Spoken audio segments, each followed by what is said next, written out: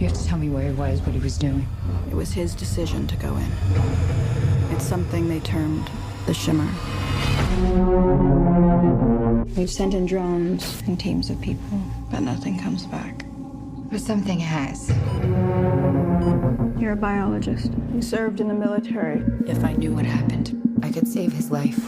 The boundary's getting bigger, it's expanding. We're talking cities, states. You need to know what's inside. So do I. It's beautiful. Welcome to the latest episode of the podcast that wouldn't die. I'm your host, Kevin. With me, as always, is Aaron. Anyone but Trump, people. Come on. Can't you get behind me on that? Anyone but Trump. This week, we'll be discussing the science fiction classic Annihilation, starring Natalie Portman, Jennifer Jason Leigh, Oscar Isaac, etc. Crazy Mutant Bears. Oscar Isaac was kind of hot. I couldn't figure out who the lead chick was because I told you I didn't want to know anything about this. Natalie Portman? I didn't realize it was. I thought it was like Jennifer Garner or something. She kind of looks like her now that you mention it in this movie. Yeah, now that she's older, she has a Jennifer Garner vibe. But then I was like, no. But then, all right. So I'm coming in fresh. I purposely did not look this up to figure out like what the F was supposed to be going on here. Although my son wandered in and like Reddit or 4chan or whatever said it was garbage. So 4chan. Good Lord. I like throwing that out. The Daily Stormer. I read on MySpace that this was a thumbs down. That's good. No, this was the year it came out, 2018. It was one of the top movies, kind of a surprise hit. Interesting. Yeah, and yet I never heard of this. No, it was a big it was a flash in the science fiction community, I will tell you what. I'd never seen it though. I'd meant to watch it and then I just never got around to it. So you had never even heard of this movie. I'd never even heard. Not only that, on my page where I usually take notes, I have nothing but the word Annihilation because I was very engrossed in this film. Oh, good. Good. I didn't say I liked it. Let's just say I was engrossed with it. I may have a few things to say. I honestly wrote down 4 things and then I lost my list. So I have no idea what I'm going to say. I lost my list. You got to get like a proper book. I have one of those moleskins. It's a halfway filled from just doing this shenanigans. Oh, for real? I just found an old scrap of paper and called it a day. Just some toilet paper. You just write it down paper, pizza box, whatever I can get my hands on. Sweet Lord. Okay, so you'd never even heard of this. I had heard of it. I knew vaguely what it was about. I remember seeing ads for it, like the Shimmer, and inside the Shimmer, weird things are going on, and that was all I knew, essentially. All right. So, you actually... Oh, go ahead. Go ahead. You ready for my 2-second review? Let me just say this really quickly, and then you can do your 2-second review. This is actually recommended by one of our listeners. So so there you go. We're doing this. A non-relative for once. Wow. Shocking. All right, go ahead. Give us your 30-second synopsis. All right. So here's my story. Chick, married military guy. He disappears for like a year and shows up out of the blue. He's acting crazy. They take him in an ambulance. Government comes, scoops them all up. He's off someplace half dead. She volunteers to go where he went as some form of, understanding. They get over there. Apparently, there's like this, like a black hole, like a space that is ever growing, and whatever goes in there doesn't come out. Her husband's like the first one to come out. So they get over there, and suddenly you're an effing Avatar, but with sharper teeth. People are getting cuckoo. There's scary monsters, freaky vine people. They get to the frickin' lighthouse after various people are nibbledy-nubbled, and she calls into what I'm going to call the bowel of the earth. And then it's a body snatcher movie, and she's effing with the body snatcher, gets back home. Holy crap. She's half alien, and her husband is whole alien. The end. Well, and that's the thing. That's about this movie is it's kind of you don't know what's going on. You really don't. And then at the end, it's kind of this vaguely ambiguous ending, right? Exactly. You don't know what So the story is. What I mean, it doesn't give you the purpose. It's well, I'm just saying it's aliens, but they don't give you their reason, their purpose. Well, well, what is I their think whole they point? even And why did they all die? Don't even freaking get that at all. well they said something along the lines of when they're talking to like the alien, they said like, who says they need a reason or something along those lines. Like there isn't some evil plan. It's just they're kind of doing what they do. Basically, it's how I read it. The aliens. Well, at first they're kind of vaguely describing it as like I don't know. The only thing I could think of is like an invasive plant maybe lands and then just grows and develops. It's not thinking about what is there before. It just simply is. But the confusing part to me was after she destroys the shimmer, he snaps out of it. Before he was on death's door, he snaps out of it, Mr. Right. Full Alien, and Yep. seems to be cool. So it seems like maybe that is part of the plan, that they had to at least get 2 Adam and Eve out of there. Oh, that's And interesting. I didn't even think about that. that's my thought. And then once you have your reproducing pair, then the rest doesn't need to exist anymore. Right. That It's seemed very to be the trigger to snap him out of dying, was not only he left, but now he has a mate. Boom. basically every movie we see needs to have a James Bond villain who appears 3/4 through the movie and tells James Bond his entire evil plan. Oh, That's what I Mr. need. Bond, I expect you to die, but before That's you what I do, let me tell you everything. That's what I need. Otherwise, don't make me use my imagination and fill in the blanks, for goodness sake. So, yeah, okay. So, it looked like a comet or an asteroid hits the Earth at the beginning of the movie, and immediately this kind of glowing rainbowy bubble appears, basically, right? Oh, I missed that part. And slowly, I know the lighthouse seems to be the beacon. that's where it hit. Okay. That's where it hits at the opening credits scene. Where? Because I didn't see a freaking hole. It went inside, rolled through the door of the lighthouse into that hole in the ground. Is that where? Clearly, I mean, something along those lines. I mean, you didn't see the lighthouse is intact. So why is the center of the lighthouse that? That's a good question. Where's the impact crater? I mean, and we don't know. Like later in the movie, you discover it's been like 3 years. This has been going on. Like without that discussion, we have no idea because it goes from that smash cut to Natalie Portman's teaching a class, and her husband's been missing for a year. yeah. So I mean, that's the the thing. government can keep no secrets, but they kept a secret that they're evacuating all these towns in, like, I don't know, South Carolina or something. Someplace. And it's not making any news? Come on. Someplace that has both alligators and grizzly bears. I don't know where that is. I think not of a naturalist. those beachy lighthouses as like the Carolinas or something, but I'm just pulling that out of my butt. So evidently they've been sending military teams over the last 3 years. And I kept thinking to myself, why send an entire team in and then like a month later be like, oh, I guess they're not coming out. Let's send another team in. You think you'd be like, let's send in maybe a small group, walk in for 5 minutes and walk back out. Let's see how that That's my works. whole thing. I cross the threshold. I take a quick look. I step back and say, okay, so this, and then I go a little further. You know, but that's what you do. Of Tie a rope course. around their waist. Have them walk 5 feet in and then yank them back out. Oh yeah, poltergeist it.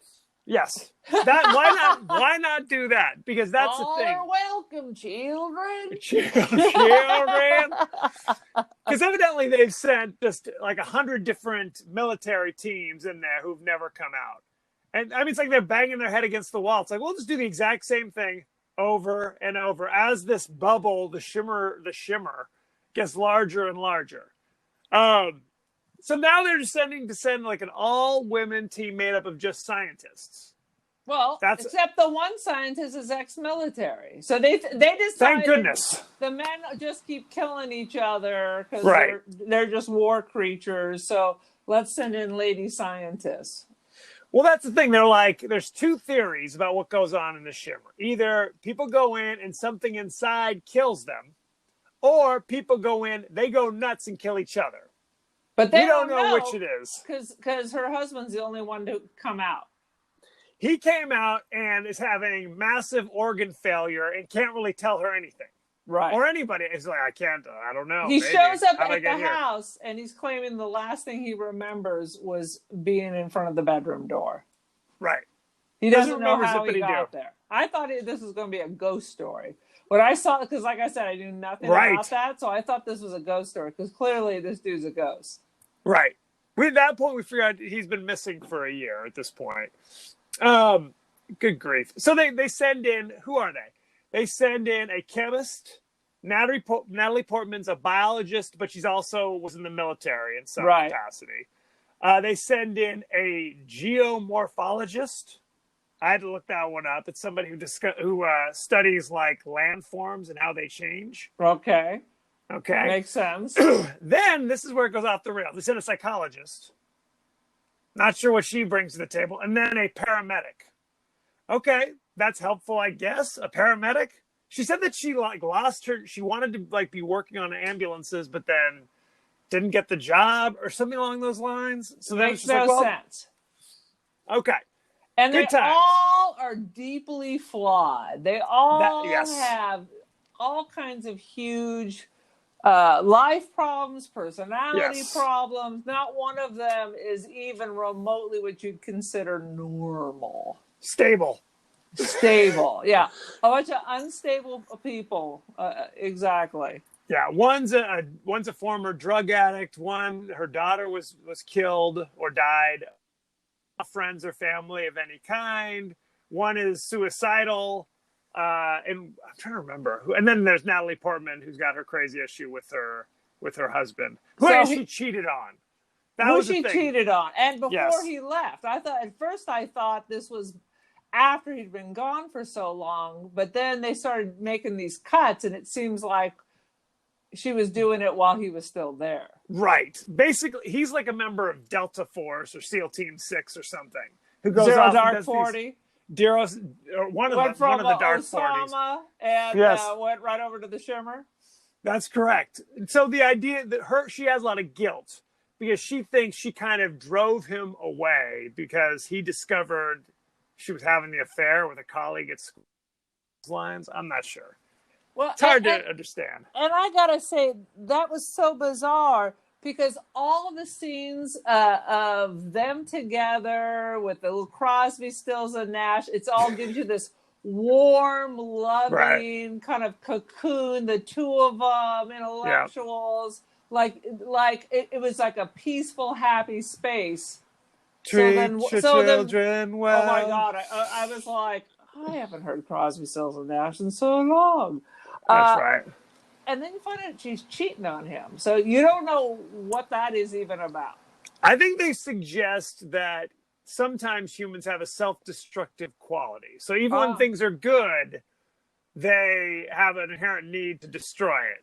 Something along those lines. It's that like in the Matrix when they first started plugging people into the Matrix, they made their lives all happy and they all just died because the mind couldn't grasp that this was reality. They wouldn't believe it if it was too good. That's right. Basically. Because you're always waiting for the other shoe to fall. So better you around first than you're waiting there and find out that he's doing it. Right. I mean, I guess. This is all inference and supposition. We have no idea. So I think the deal is all these people, these girls that went in there, it's because no one was going to miss them if they disappeared. I think they started getting in trouble because people in the military are married and people are like, where the hell are you? So now they've assembled a group where it really didn't matter if they came back. No one's going to be calling and making trouble. I think there's that, but I think it's also who else is volunteering for this mission. You know what I mean? It's like they've already said. How do they select these people?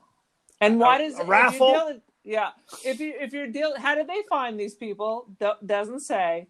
Right. And like I said, you still would use military. I don't know. Well, I and don't know. Natalie Portman was originally not a member of the team. She Oh yeah, basically showed up the day before and said, "I'm coming too because of my husband." right. I mean, and again, she's the biologist who's doing biological experiments while she's in the Shimmer. Who's going to do those experiments? Nobody, I guess. And she's the only one with any military experience. The only Who one who knows knows how how to to handle their gun. shoot? They Right. gave them all guns and packs. The psychiatrist is the one who'd been sending everyone, been choosing the people previously. So Yes. I think she has that guilt. So she was there for the end. They were all coming there to die. Basically. I I think that's part of the story. So they go in the Shimmer, and then of course immediately it's 4 days later. They think They don't even know. They wake up, they notice half their food's missing, and they're trying to calculate how long they've been gone. That Right. would be the point that you turn around and walk out and give the first report. Right. That's exactly what I was. But they don't know where they are. They don't know where they are. Is the issue? They wake up in the middle of the jungle, in their little tents, and their compasses don't work. None of their communication devices work. So they have no idea. They can look at the sun, I guess, and kind of reconnoiter, orienteer that way.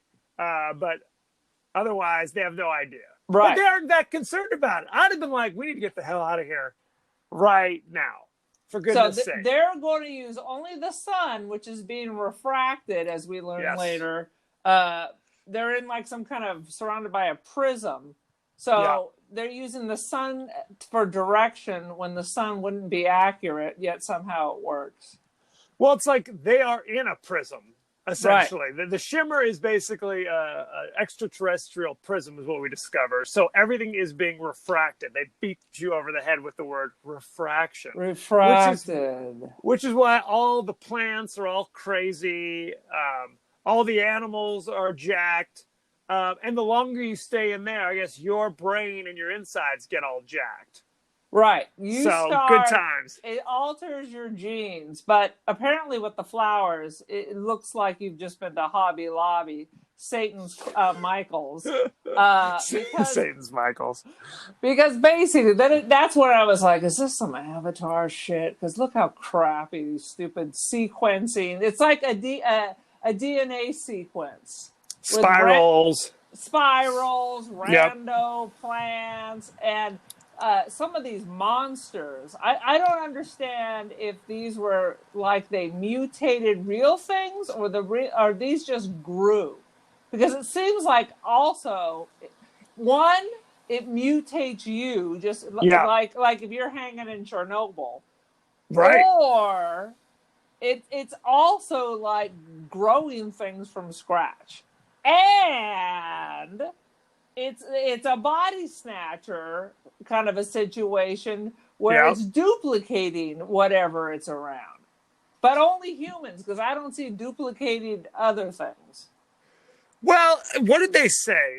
They see the albino alligator, which is gigantic, and evidently has like rows of teeth like a shark. Right, a shark, yeah.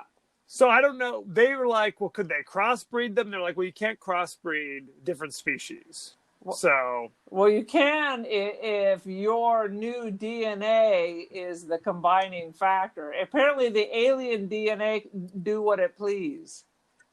Basically, that's what it's coming down to. So there really aren't a lot of scenes where it's like, oh my God, there's a crazy creature on the loose. But when there are crazy creatures, I think they're pretty effective. What are your thoughts? Well, the alligator's an alligator. It has magical powers and different rows of teeth, but what the hell was that bear? It was It was a crazy mutant bear who pops up and it attacks and kills one of their team, drags her off, and then afterwards, for the rest of the movie, is able to mimic her voice. Oh yeah, that was very upsetting. Very disturbing. Where every time, instead of like, it'd be like her voice yelling, help me. Yeah, it's like it imprinted, her death imprinted upon it. So then I started thinking, okay, so does that only apply to the bear? Because I'm sure that gator munched on a few people, so there's 0 people there. So where Who is knows, that? man? This is an excellent question. We will never know the answer to. When I saw the Crazy Bear, it reminded me of this '70s eco horror movie called The Prophecy The about a Prophecy. giant. I might put that on our list. It was about there was The Prophecy from the '90s with Julian Sands. I'm not No, talking about that one. Julian Or Sands. it wasn't He used to Julian be so. Sands. Julian Sands was there. He used to be Foxy. It was either Julian Sands or oh crap. Another thin-haired European. I'm gonna be kicking myself. Christopher Walken. It Oh, was in well, one of the two. Julia Sands and Christopher Walken could be brothers. What They the go heck, hand in Kevin? exactly. They share. Speaking of sharing the same DNA, yes, they're basically the same. But yeah, in that movie, in the horrors of polluting your environment, you had a giant mutant bear who was chasing people around. Yeah, it had So like a that's what I was thinking of. skull. It looked like one of those tapir. What are they called? Tapirs? Like they look like a little bear, but it has a little trunk. So a taper. Taper. It looked like Yeah. a giant taper, but with a skull face and without the cute little weird elephant trunk. It wasn't doing so hot. Let's be honest. Half its face was like exposed bone, so it's hard to know what the story is with the crazy mutant bear. Yeah, it wasn't very clear what exactly was going inside the shimmer. Well, there was that crazy scene. Let me jump around. Where they find the videotape. Whenever they find the videotapes, you know you're in trouble. You're going to see some inappropriate stuff. It's going to be bad. Bad, where it's her husband is cutting open this guy's stomach, and you see the insides all moving around like a snake or a lamprey or something swarming around inside of his stomach. Yeah. That was rough. Good grief. But you couldn't really tell. You didn't see a head. You didn't No. see a tail. So is it just that the whole body is readjusting to become whatever it's going to become? It's As refracting. it turns out, all it does is explode into beams of vomity light. So I don't know what's happening there. Well, you saw that It's dude not later. consistent. Right. You saw that dude later in the pool, like basically becoming like moss or lichen stuck in the wall. Like that was that dude. Exactly. So how did Good that Lord. happen? Who? How did the body get over there with mildew and oh He God, became mildew.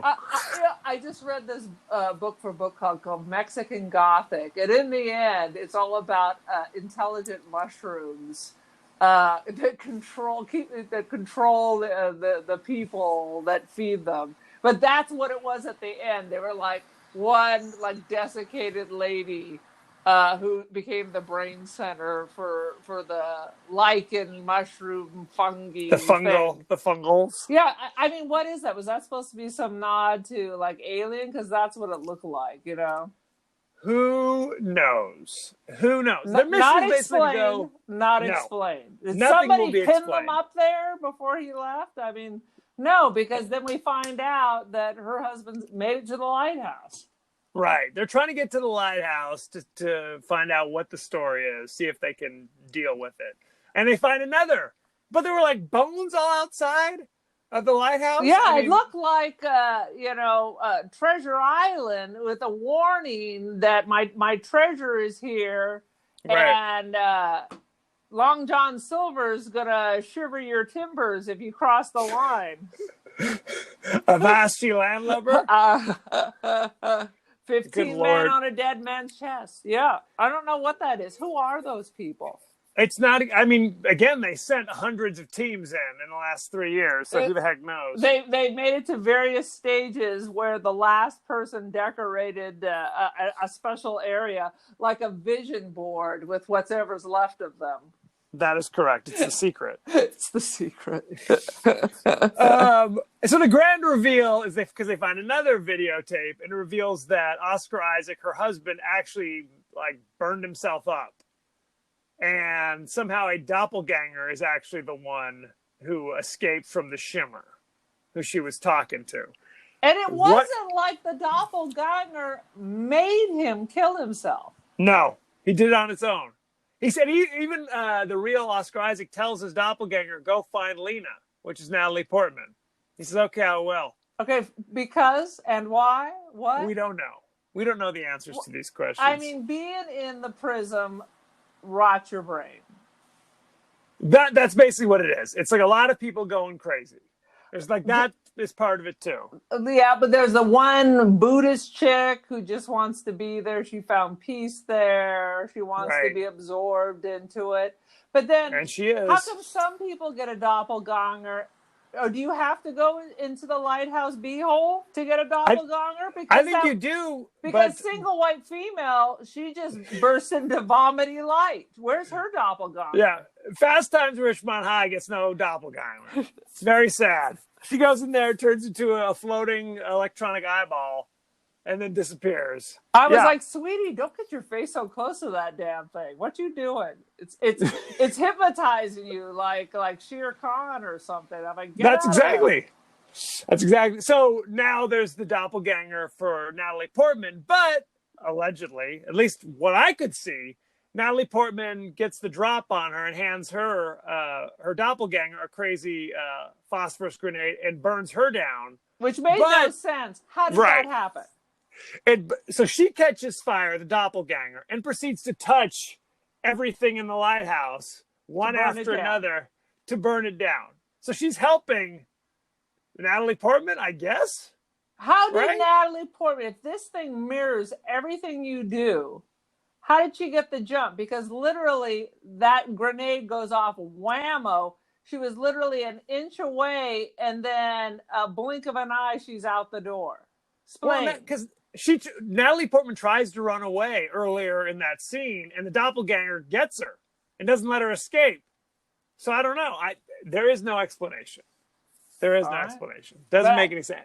That started looking a little Avatar-y there. I was like, Well, and then that destroys the shimmer, and Natalie Portman gets away. But then when she's reunited with her husband, she asks her husband, "You're not really him, are you?" And he says, "I don't think so." And so she gasps, and he says, "Well, are you really you?" And it's just kind of left out there. But when they embrace, his eyes kind of change, and then cuts to her, and her eyes kind of change. So, way to bust. So, now you're not going anywhere because all those scientists just heard you say that. That's true. It's bugged. Good luck. Ex-military, man. You got to learn to keep a better secret because you already know.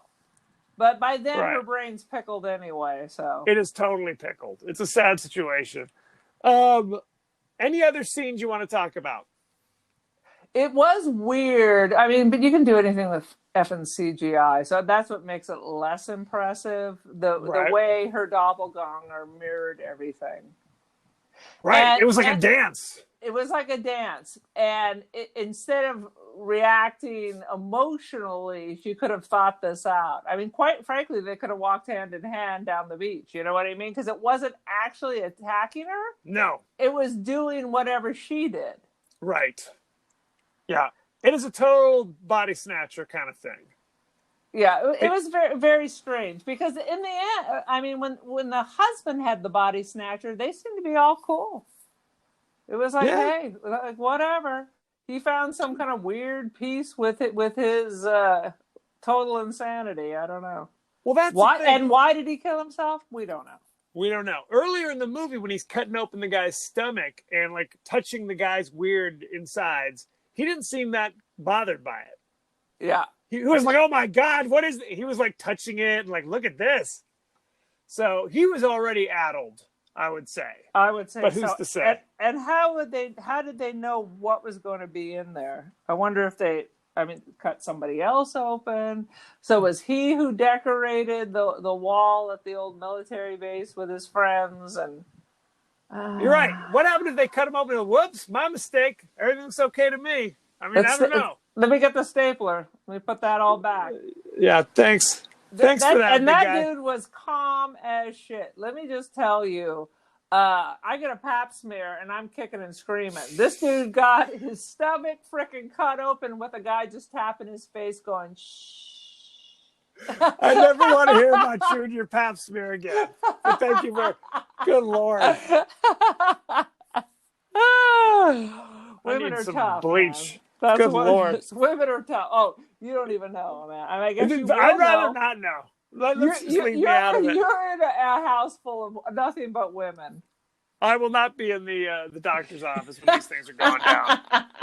Leave me out of it. Any other scenes you want to talk about before we move on? I will tell you, it was very engrossing because it's just puzzle. The Right. whole time you're watching this, it's like, well, what's this? What's going on? What's happening? Oh shit, that looks like Avatar. Now it's making me angry. What the hell? I was like, uh-oh. But I mean, it did keep me entertained. But I will tell you, at the end of the movie, I was like, huh. And then I was mesmerized by the idea that I actually had no strong emotions about this movie one way or another. This is true.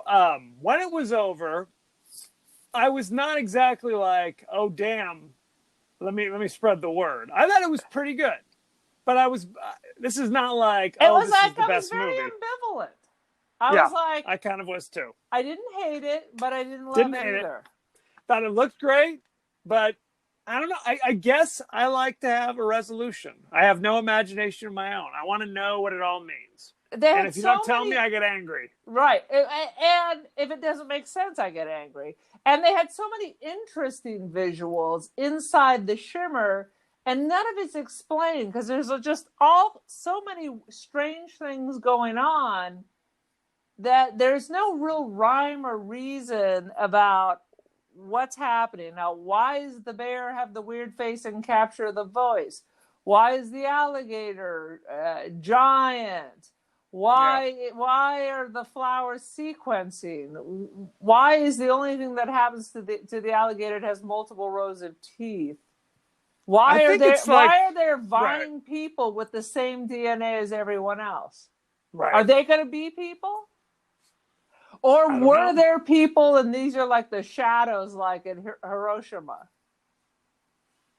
Who knows? We will never know the answer to these questions. We will never know the answer to these questions. It's basically, it's heavy reliance on like mood is what they were going for. You know what I mean? I would say so, because like I said, the mood, especially like the parts where they were together, the Crosby Stills, I told you I had this total sense of well-being.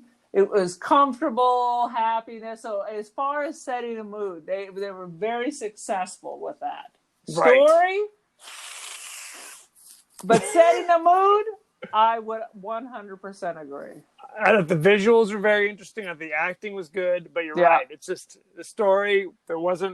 We don't know what's going on. So I mean, I know the world doesn't make sense, but there should be, even QAnon, it started with a blade of grass of truth. You know what I mean? And then you add piles of bullshit on top of it. Where's the rice grain here of make sense? Where's that? We don't need to reference QAnon or 4chan anymore. If that's all the same to you. Are you ready for behind the scenes? I am ready. I purposely did not look it up because I wanted you to surprise me. Go. Loosely based upon a book called Annihilation. That's part of the Southern Reach trilogy. But the director fully admits he read the book a while ago and then didn't go back. It was more, he compares it to like a dream of what he thinks the book was about. So in the book, there's no shimmer. Okay. Well, in my review, it's going to be a review about what I wanted to have had happen based on no reality whatsoever. I don't even know what that means. We call that a reimagining, I guess. Basically. Well, it's like Suspiria. It's a reimagining of something that I saw and forgot. Well, it's something like in the book, there's an area called Area X where strange things happen. Right. Kind of thing. And that's what it's about. The main characters in the book are not given names. So he basically brought the names from other things that he'd read. But what's interesting is that there are clear things that he also consciously or subconsciously brought from other works of art. There was a Russian novel called Roadside Picnic about aliens coming down and kind of leaving stuff behind. And people kind of going in and discovering the artifacts, but the artifacts kind of affect them. Okay. And that became a Russian movie in 1979 called Stalker. So there were definitely some references from that. There's also famously an H.P. Lovecraft novel called Color Out of Space, where it's the same kind of thing, where it's like a weird color from space kind of mutates like a farm area, causing mutations and like the Lonesome Death of Jordy Verrill. Kind of like that, where there's not a lot of explanation, because in H.P. Lovecraft, aliens are so alien you can't even begin to describe them. Basically, that's what they're going for. It's the same kind of things we talked about in like 2001, where it's like, we can't even show you because your mind cannot conceive of what these aliens are like. And that's kind of like this. You actually don't know who the aliens are, what they are, what is controlling this, what's the point, what's the purpose, nothing. You know nothing. We know nothing. Oscar Isaac filmed this movie at the same time he was filming Star Wars The Last Jedi. And because they were filmed on adjacent lots. So he'd film one thing over here and then run over and film something over there. Good heavens. Alex Garland, who directed this movie, prior to this, his big claim to fame is Machina. Oh, I think I saw that one. Right. Remind it's about me, which one is that? Oh, no, maybe I'm thinking of Splice. Not that good. Ex Machina is about like kind of a robot that has artificial intelligence, and a guy's brought in to kind of if she's actually emoting and feeling things, or if it's just part of the programming. Right. So that was, and it has kind of a twist at the end, which was really kind of surprising and shocking. Don't tell me then. I will not tell you. The original, like when they were doing the previews for test screen audiences, it had negative reactions, so much so that the executive from Paramount wanted them to change a bunch of stuff, but they refused. They said, nope, we're sticking to it. So much so that Paramount basically said, we're going to handle the US and China release, but you can take the rest of the release for the rest of the world away, because we just don't feel confident with this movie. And Netflix had to pick it up. So there you go. Good times had by all. Interesting. There you go. I think that's about it. Isn't so your research doesn't have the secret meaning of all this, because it just all came out of the director's vague memory of a book he read in college. I don't think even think the book's that old. You see, I'm going to make a movie about Crazy Catcher in the Rye based on what I remember from reading it in ninth grade. That's basically fascinating. Well, it's because it's more of like it's inspired by the book rather than a direct adaptation, because it's absolutely not a direct adaptation. All right. Let's talk about the cast. Are you ready? Lay it on me. Clearly, not Jennifer Gardner. Jennifer Garner, not Gardner, first of all. Natalie Portman played Lena, the main character, the biologist with the military background whose husband's gone missing. I'm not going to tell you anything else about her. You remember her. Oh, yeah. She growed up good. She did, absolutely. Jennifer Jason Leigh, you remember her. Oh, hell yeah. We made vague references to her single white female in Fast Times at Westmont High days. Westmont? Is that the rival school of Ridgemont?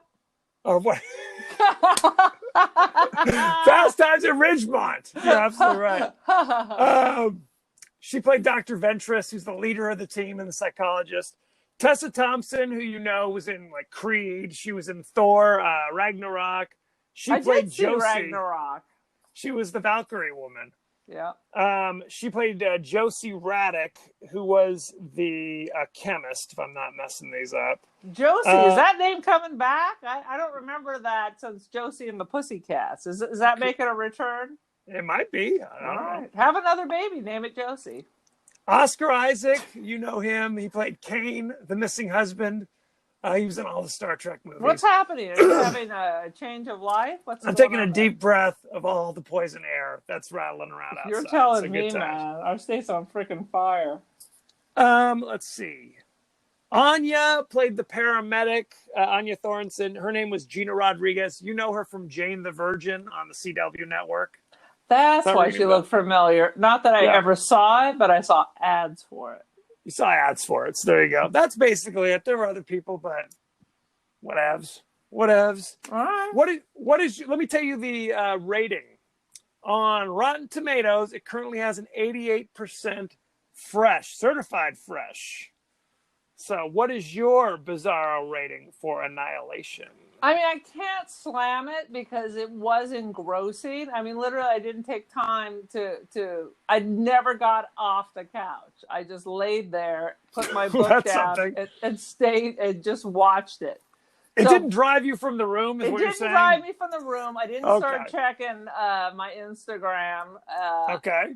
A lot of times we watch these movies, and I'm like, yeah. Oh, You're what trying happened? to get through it. What? Right. There was an asteroid? Huh? Yep. So I'm going to give it, let me see here. I'm going to give it 4 lighthouse beeholes out of 5. Oh, lovely. I'm going to give it 3 intestine worms out of 4. I thought it was all right. It was all right. You're never going to watch it again. It's not something I'm dying to see again. I didn't hate it by any stretch of the imagination, but when it was over, I was decidedly ambivalent. I think that's and clearly, we didn't have a lot to goof on. I mean, no, we didn't at all. There was a lot of like maybe confusing things because there's no rhyme or reason to what's happening in the prism. But largely by design.